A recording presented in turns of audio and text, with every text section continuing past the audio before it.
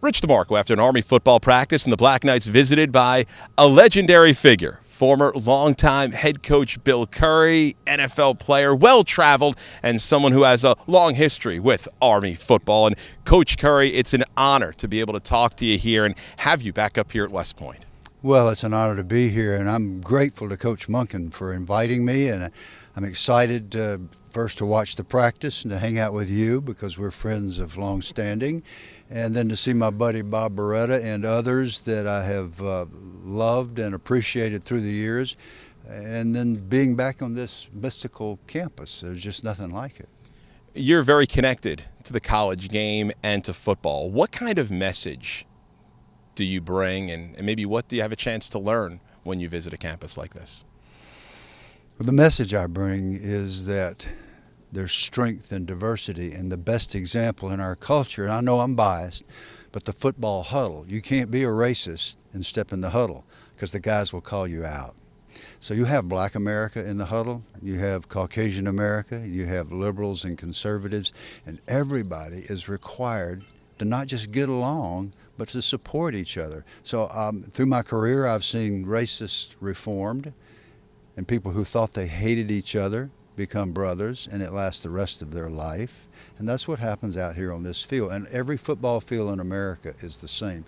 So that's the good stuff that happens in our sport. And yes, there are some bad things happening, and we're working on them, the head injuries and all that. But the great thing is that people learn to rely on each other.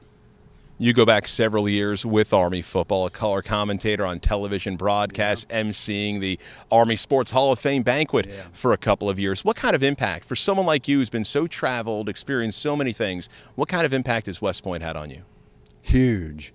I was a military brat. My dad was stationed at Fort Benning. The first time I remember seeing him, I was 3 or 4 years old, was in his United States Army infantry uniform, and he was a hand-to-hand combat instructor and a physical trainer at Fort Benning in Columbus, Georgia.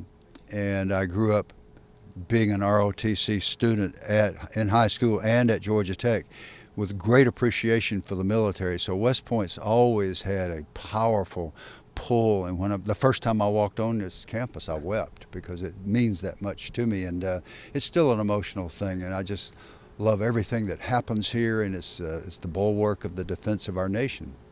You've had a long and distinguished career as a player and as a coach, and you've played under and been around some legendary coaches, played full-time under Vince Lombardi, Don Shula, had experiences with Bear Bryant, Tom Landry. What common thread can you weave between those different successful legendary coaches who were all maybe completely different in certain aspects of what they did? Very different personalities, but number one, none of them would tolerate prejudice on our team.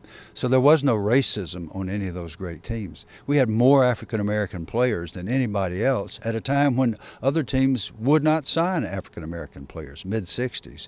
And of course, I came from the South. I'd never been in a huddle with an African American person. So to learn that from Vince Lombardi and Don Shula was staggering to me, and it changed my whole life. It changed everything that I think and do, and they did that for a lot of us. Also, by the way, nobody could beat us. Nobody could beat us. With what you're doing now and being around, connected with colleges, how much are you able to spread the message? What's the next step for what you're looking to do in regards to going out, meeting with teams, and having an opportunity like this here today?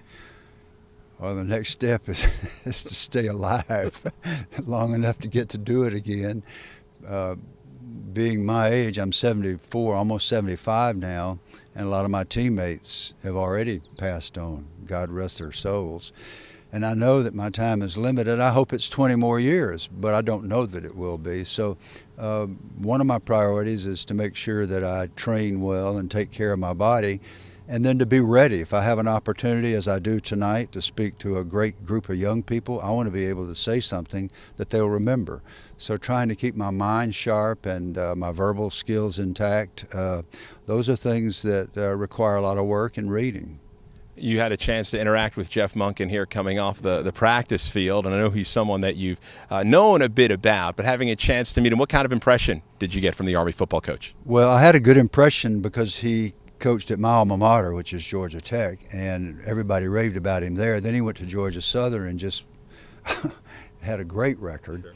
And having come here, he's close friends with a friend of mine, Steve Kennedy, who arranged this time for me to come up here. And I had heard so many good things about him. Usually, if you get a lot of hype on somebody, they disappoint you, but Jeff did not disappoint me at all. He's a great football coach, and you could see it today.